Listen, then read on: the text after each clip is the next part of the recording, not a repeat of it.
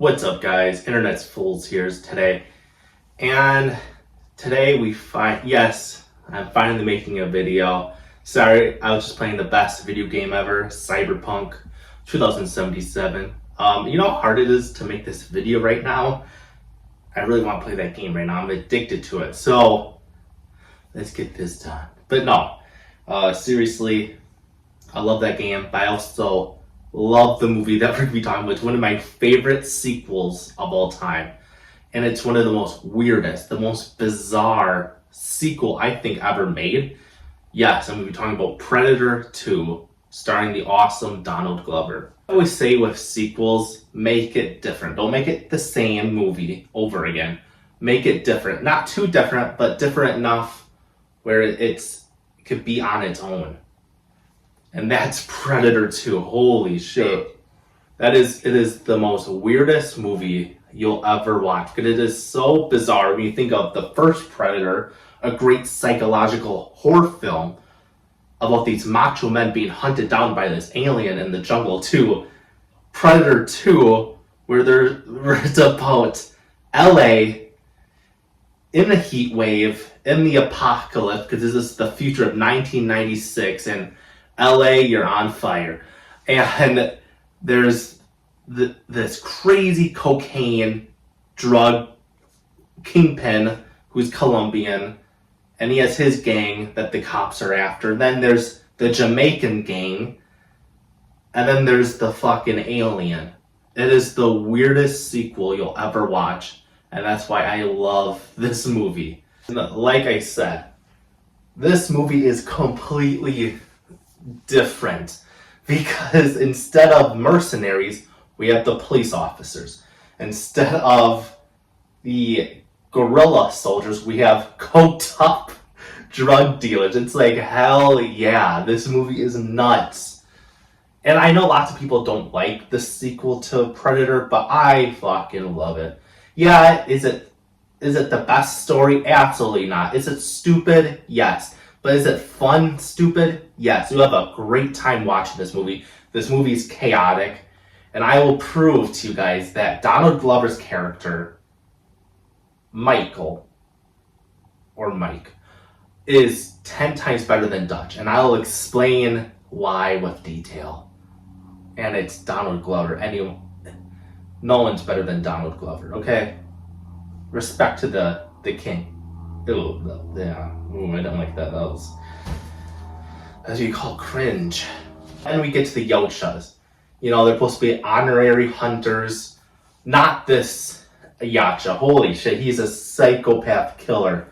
Like, the original concept is that they hunt for honor.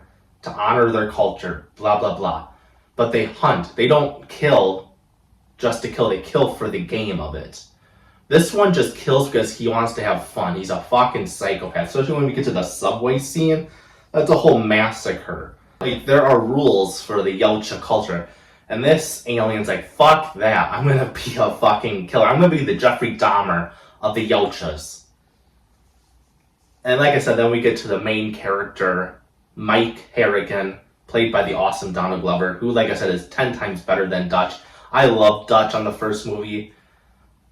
Because, like I said, he was more than just a macho man. He had a lot of emotion. But fucking Mike is not scared of anything.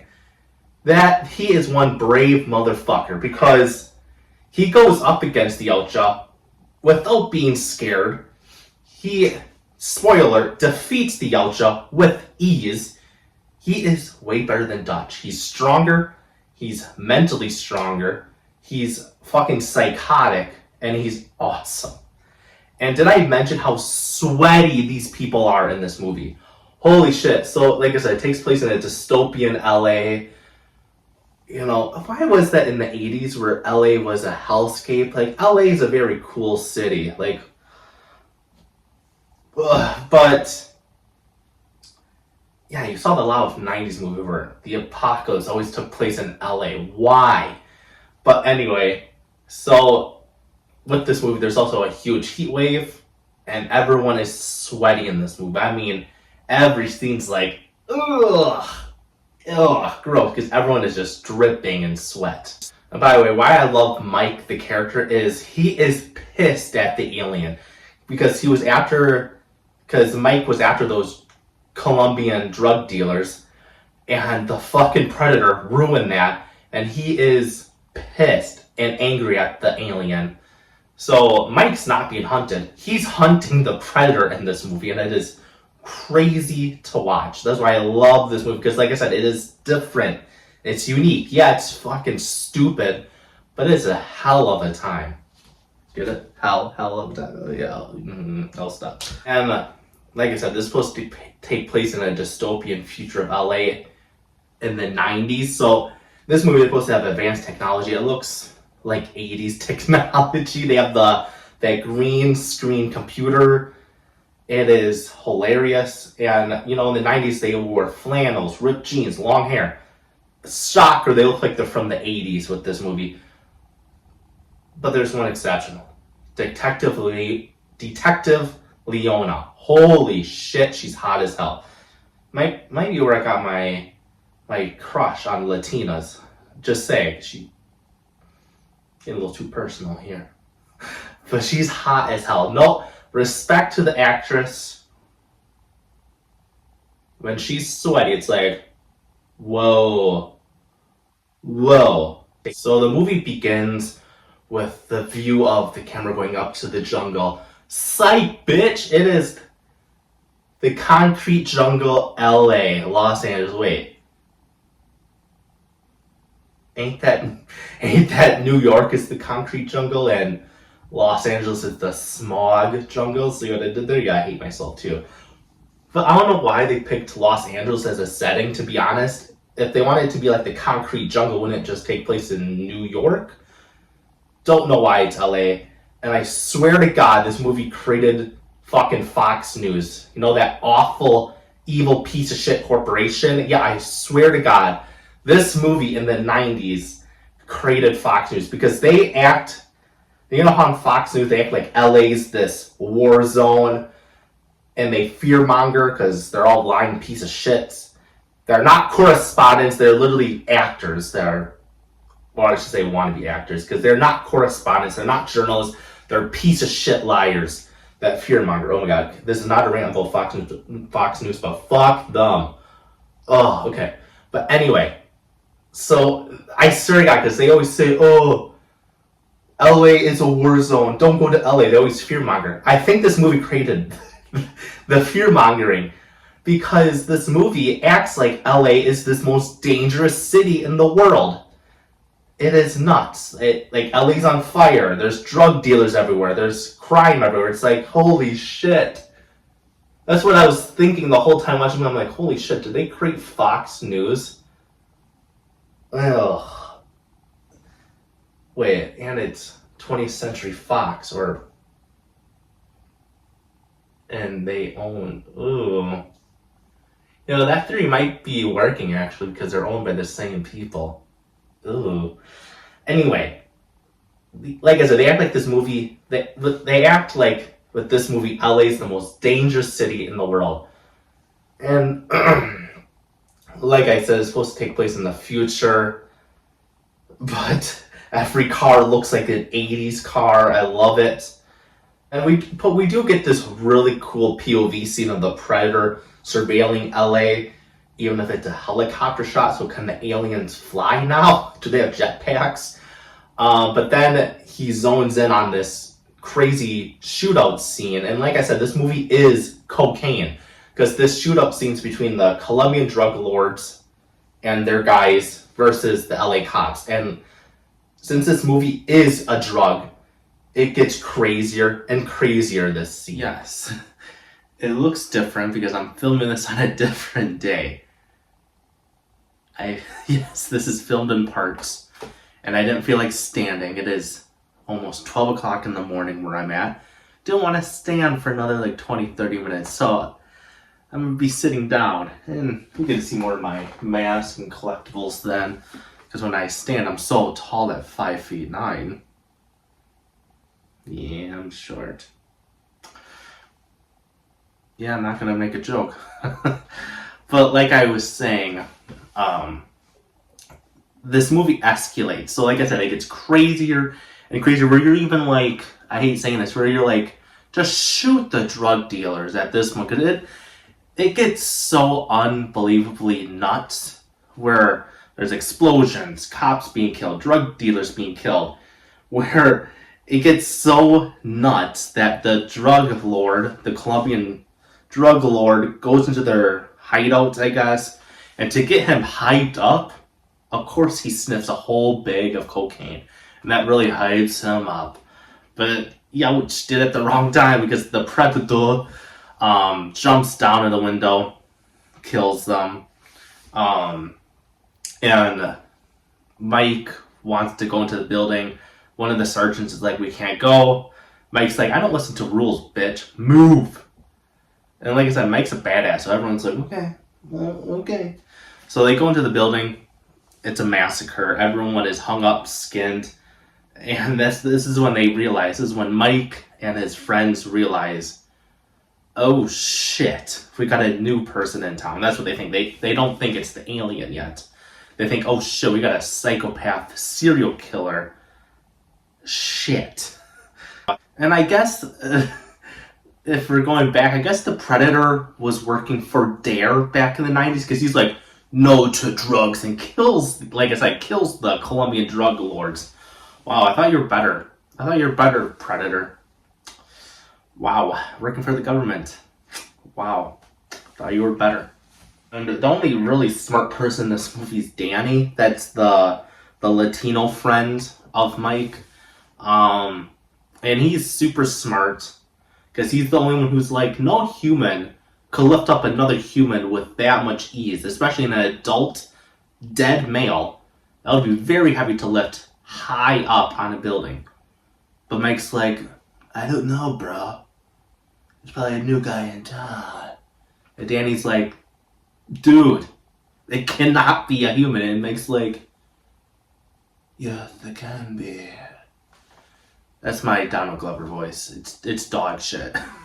So then the captain chews Mike a new one for not listening. Mike is like, shut the fuck up, and leaves. And again, I'm telling you, he's so much better than Dutch. So at the station, again, it's chaotic at the station. No one's shutting the hell up. And Mike and his friends, Danny and Leona, don't do any work. It's basically a hangout sesh for them. And they meet a new detective named Jerry, played by the late actor we all miss, R.I.P., Bill Paxton. And he's the Shane Black for this movie. He's the jokester character who's a lovable idiot and hits on any woman that looks at him. And Mike is supposed to train Jerry, and Mike is like, fine, but don't get in my way type talk, and tells him, welcome to the war, because again, in this world, Los Angeles is a drug war wasteland. So next at this apartment complex, after a man fucks his girlfriend, or his wife, I don't know, they really don't explain. They get attacked by, goddamn. If this movie couldn't get any more better and fucking nuts on acid, any drug, fucking Jamaican drug dealers crash into the apartment. It's like, I love this movie so much. Oh my god, and yes, could you call it racist? Because it's very typical, stereotypical Jamaican. Oh, I'm not doing that voice because that would be pretty offensive. Not legit Tom Hanks' son. Big up the whole island massive. It's your boy Chetana, coming straight from the Golden Globes, you want to say? Me see me father Tom Hanks presenting in a what soon forward come. Big up, tune in. So they attack this guy because he's a part of the Colombian drug gang, and that's their enemy, I guess, of Los Angeles. And they attack the poor guy. It's like, dude, the guy just had a fuck sesh. Let him take a smoke, get burritos, I don't know. Let him have a little break before you attack him. And like I said, these are Jamaican drug dealers, so they're into voodoo. They do their weird voodoo shit, and it's like, what is this movie? Like I said, imagine you're an audience and you're like, I like the first one because, like I said, it's a psychological horror film, and then you get to the second one where you go fucking voodoo. Jamaican drug dealers gang doing voodoo magic on a Colombian guy. Oh god. But yeah, they gut the poor guy alive. It's like, Jesus fucking Christ. And they're all laughing.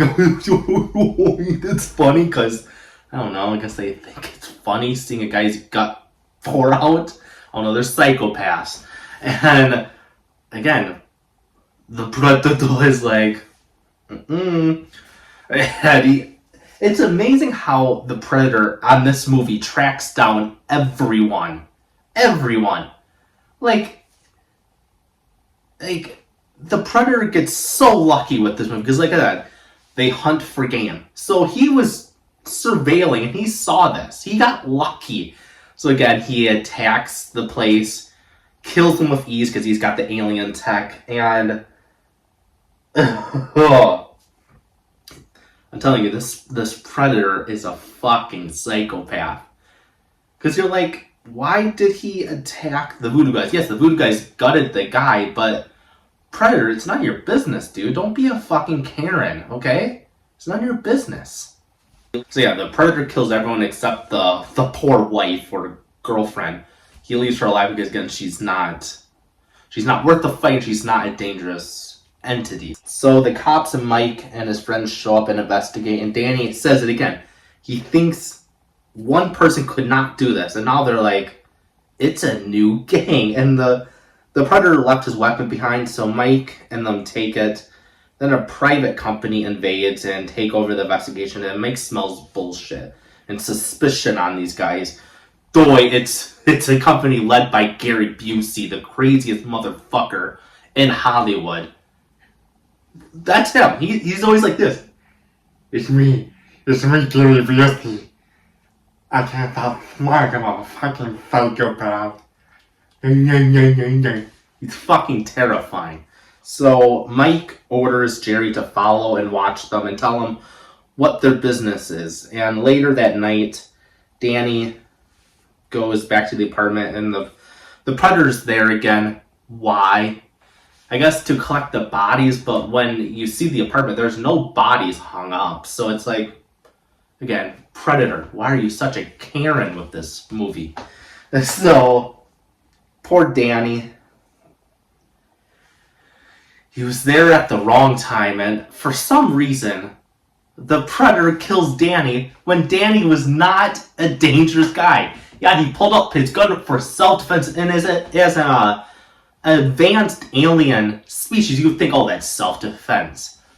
No, he just kills Danny when Danny was just defending himself because he was strung up by the Predator and the alien was pulling him up. Any reasonable person, if they have a weapon, would start shooting. Again, this Predator is a fucking psychopath. It's the Jeffrey Dahmer of Yelches. And there's such a stupid shot when Danny dies of... They wanted to show him being killed, but not actually show it to make it more scary, I guess, for the audience. So they have drippets of blood. But it looks like one of those paint containers where you squeeze. It looks so fucking stupid. So later that night, Jerry meets up with Mike at this bar, where Jerry tells him that they're up to something suspicious. That they took the girl, the survivor, from the ambulance workers for questioning. So after some time, Mike visits Danny's grave to drop off some flowers. And now the Predator is obsessed with Mike because he follows Mike to the funeral or the graveyard for no reason. Mike is not a threat. But I guess to the Predator, he's like, you're worth the fight. And he's right. Mike is a crazy motherfucker, and he is definitely worth the fight, but at the time, at the beginning of this movie, the Predator should be surveilling someone else who's much more worth of a fight. It's so bizarre, this alien with this movie, but I love it because he's a fucking psychopath. And this is when we get to the weird scene, if you think about, because the alien is called a Predator. So a kid with a gun, a toy gun, plays around, while his parents visit whoever died. Again, what's parenting in the 80s? God damn. So the alien sees the boy with the toy gun, scans him, and detects it's not a real weapon, so he doesn't kill him. And the boy sees the alien, and the boy says, you want some candy? And for some reason, the alien's like, I like that phrase. That's a really nice phrase. And copy and paste it. And Chris Hansen was also there behind the bush just waiting, just in case. So then the next day, Mike and Leona, Jerry go to the police lab, and the scientist lady tells them that this ain't natural, that this weapon is not from Earth. No materials from the periodic table. So Mike and them are confused, and then Mike thinks, because Mike is not the brightest, he thinks it's magic. He's like, oh, it's the voodoos. How are voodoos gonna get tech that's not from this Earth, Mike? Yeah, again, Mike might be a badass, but he's also a stupid idiot. So he's like, let me call up the voodoo guys. They're magical. So he calls them up later that night. Jerry's like, dude, that is a stupid idea. And yeah, Jerry, it is a stupid idea. But Mike is a selfish piece of shit. So he's like, I'm going, bitch. He really doesn't say that. He's like, I'm going, I'll be fine. He basically tells Jerry, just survey the suspicious business that's taking control of the investigation. So the voodoo gang picks up Mike and drops him off at this alleyway where again, this movie is on so many drugs. Because then we meet the voodoo gang's leader, and it's this weird magical guy named King Willie. What an awesome name, by the way. I'm King Willie. I'm a King Willie. I love the name. So Willie is one weird motherfucker. He tells Mike that the person that they're looking for is a spirit. And it's a spirit you cannot beat.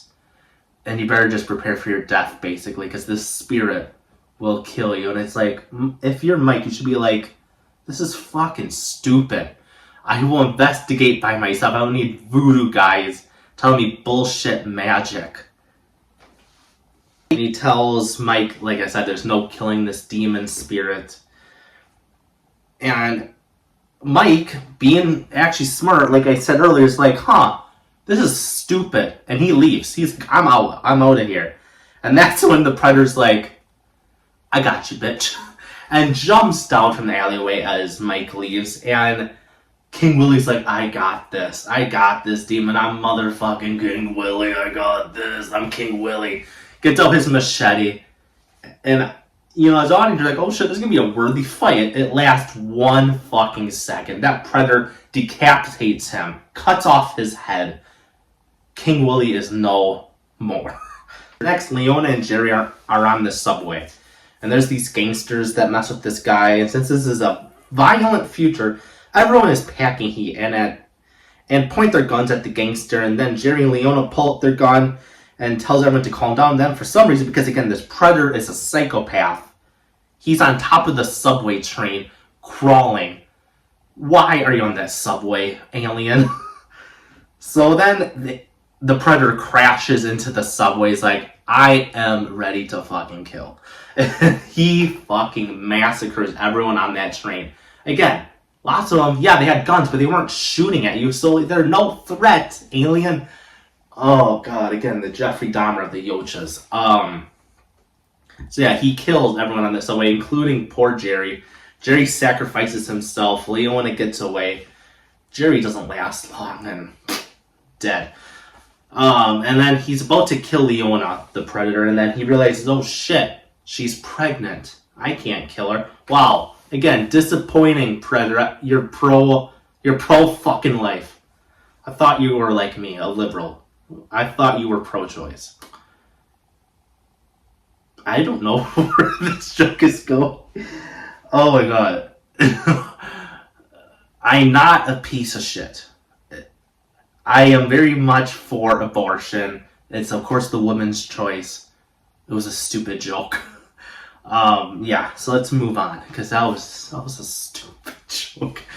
Okay, so then the cops show up. Mike is there, and Mike's like, where the hell is Leona and Jerry? And the captain tells him that they're somewhere over there, blah, blah, blah. So then the Predator's like, oh shit, my trophy. He rips out Jerry's spine, and Mike sees it, and he's like, what the actual fuck? Because this is the first time he's seen the alien, and he sees him tearing out poor Jerry's spine. And he's like, And this is when Mike has enough. Because the Predator has killed half of his friends. He is done. So he chases after the Predator. No fear at all, by the way. Like I said, he's so much better than Dutch, because Dutch was scared, realistically. Mike, like I said, is a badass. And he is not scared of the Predator. He chases him down until the suspicious agency stops Mike and tells him, you cannot kill the Predator. We gotta study him, because you find out Gary Busey's character's suspicious agency wants to study the Predator because they've been obsessed with the alien and their species since the jungle attack from the first movie. And they know the Predator's weakness, and they know how the Predator is. They did not prepare enough, because yes, they do because they lure the Predator alien into this meat house, this meat slaughterhouse, because that's what the Predator eats at night. He eats meat. Very American. So they trap the Predator, and the Predator doesn't see them because they're wearing fucking foil. That is the plan. They're like, if we wear foil, the Predator cannot see us. Somehow it works. I don't know. It's bullshit movie science. And at first it works, and then the Predator's like, hey, I got advanced fucking technology. He switches the scans on his mask. He sees them, and of course he does what the Predator does. He fucking kills them all with ease.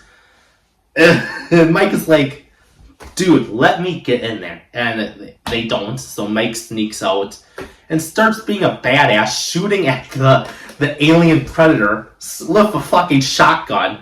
And the Predator is caught off guard. He got shot a bunch of times, gets knocked out, and then we get the classic scene they're trying to rip off from the first movie where, you remember, on the first one, Dutch is like, oh, you ugly motherfucker. So they're trying copying that with Donald Glover's character Mike saying, you ugly motherfucker, to the Predator, but the Predator's like, bitch, and chokes him. And then Gary Busey's character returns and is like, I got it. Starts shooting the fucking alien with this freezer blast. It looks like what Mr. Freeze would use on the Batman and Robin movie. So this doesn't work because Predator's like, again, I got advanced technology. I play disc golf. He throws the disc at Gary Busey's character's body, slices him in half, and then continues the Mike and Predator chase. And at this point, I feel like the Predator's like, get away from me, you psychopath. Because the Predator's trying to get away from Mike, and Mike is like, I got you, bitch. And it leads with Mike cutting off the Predator's hand. It is fucking nuts. I fucking love Mike. And so it leads to the fucking mothership that looks like an old person's retirement home. Mike wins the fight. He fucking kills the alien. And then the other aliens start showing up. And all the Predator that just got killed is like, really? Now you show up? I get it. It's probably part of his hunt, whatever. It's part of their honor code, whatever. But the other Predators don't kill Mike. They give him a gift, a gun from the 1700s that will get referenced in a future movie, the best of the Predator movies, Prey. Man, that is Predator 2. Fucking love this movie.